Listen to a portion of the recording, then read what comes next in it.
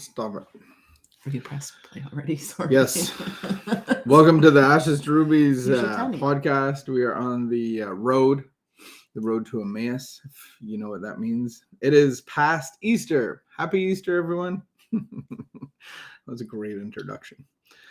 You're getting me to speak on the road to Emmaus at some point. Beautiful road. And you're curling my neck hair.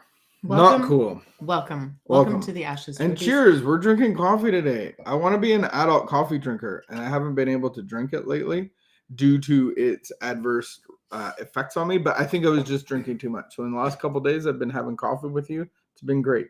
Do you think? Oh, so do you not have to do anything productive today? No, I should be producing all day long of the productivity of produce.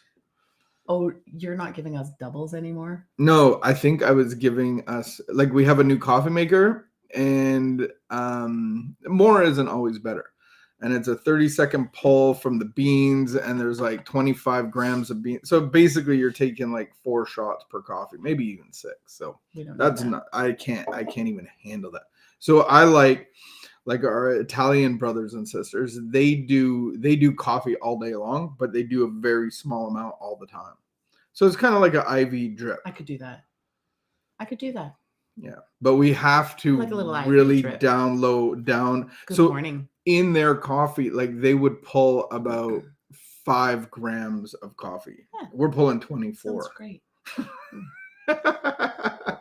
We're Canadian, eh? Yeah, that's how we roll with our What coffee. was good for you this weekend? Good Friday?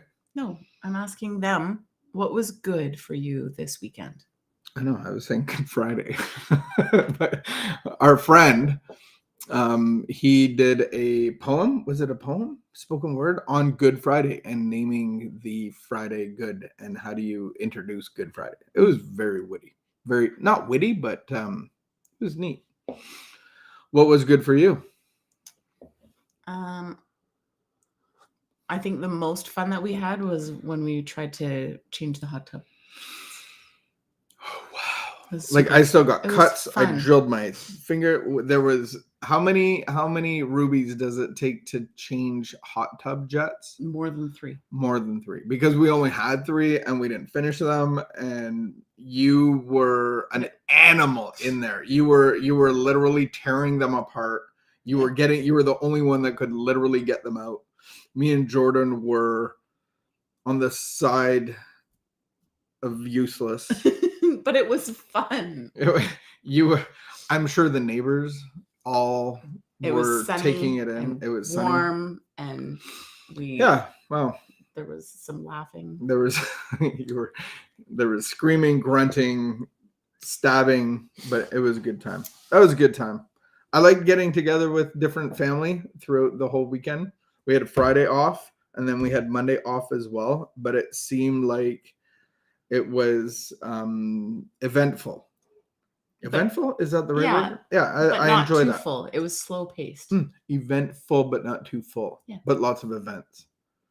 So it's event. We saw all our foolish. People. Yeah. Family. Good. Oh, are you going to lead us in a our morning meditation reflection for today? It is. Oh wow. Halfway through April, and we still have snow on the ground. Worshipping family and food. Highlights of the weekend. It is April the 12th. Nope. April the 11th. Don't want to skip too far ahead. All right, here we go. In the alcoholic world, one drink always leads to another, and you just can't stop till you're paralyzed. And even then, some of us can keep on going.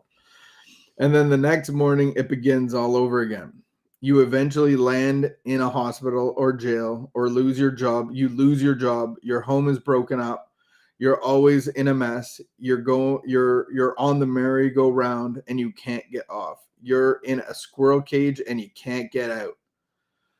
This is stressful reading on a Tuesday morning. Am I convinced that the alcoholic world is not a pleasant place for me to live in? ? Meditation. I must learn to accept self-discipline. I must learn never to yield one point that I have already won.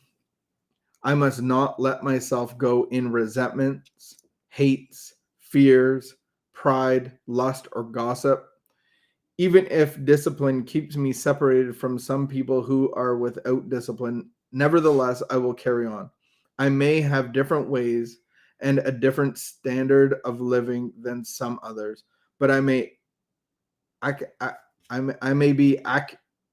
Actuated. I may be actuated by different motives than some people, but I will try to live the way I believe God wants me to live, no matter what others say.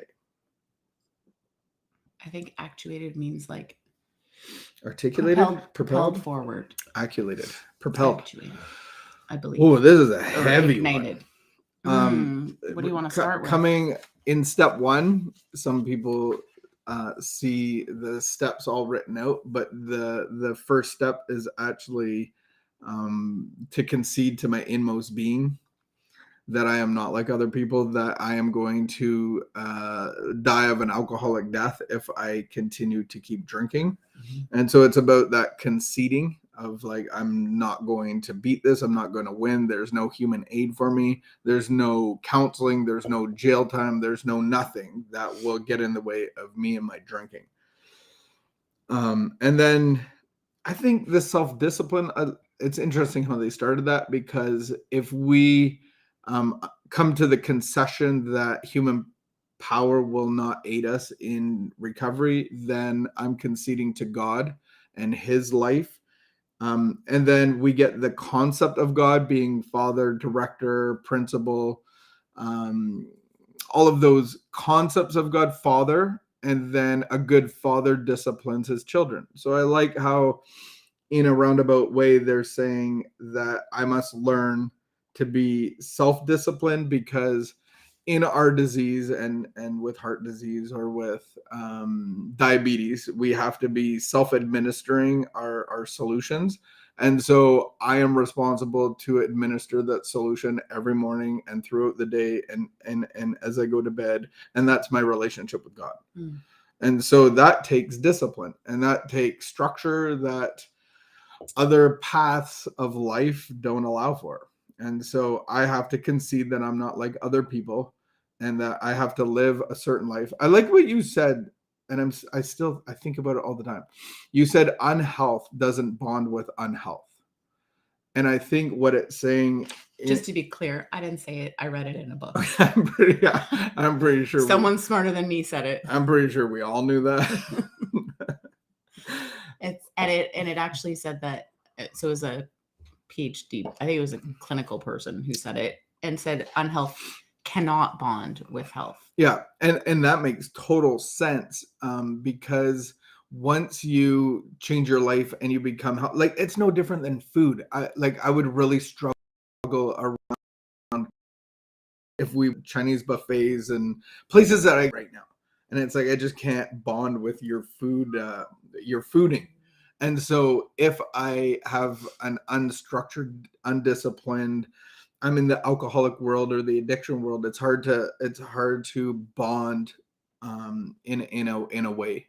It doesn't mean that we can't be friends. It doesn't mean that we don't have friends that are not in recovery or that have a lot of that aren't. Yeah. And I think the clarity came. The clarity came when we realized, like, no, I can't drink like that. It doesn't mean you can't drink like that. I can't drink like that. I can't, and it, like, it'll kill me. And I don't drink like normal people. I don't. But for me, I don't think like normal people. You actually do drink like normal people. But what you're saying is very powerful, because you actually quit drinking. And it was more on your own thing than mine. But you're just saying, like, this is for you. This is an unhealthy activity, and I don't like it. And I want to rather bond over here. I think there's people more. And how long have you been sober? Sorry, I cut you off. I think 2018 or 2019. See, that's why we're not the same. I can never remember. I can remember my last drink. I remember my last drink. I just don't remember when Just it don't was. remember, Yeah. I was at a girls' weekend. And I just was like, yeah, actually, I don't ever really need to drink again. Like that. Yeah. But what I realized is I don't think like other people. Mhm. And I can't afford to participate in like activities that bring me obsessive thinking or obsessive thoughts. And so once I see, oh, I have this, like if I can't eat donuts like other people, then I need to not have donuts in my house. Mhm. But here we go to the root of the problem, because those are all symptoms. Yeah. And so it doesn't matter who you are. If you want to have a relationship with God, then I can't be in resentments, in hate, in fear, in pride, in lust, or in gossip.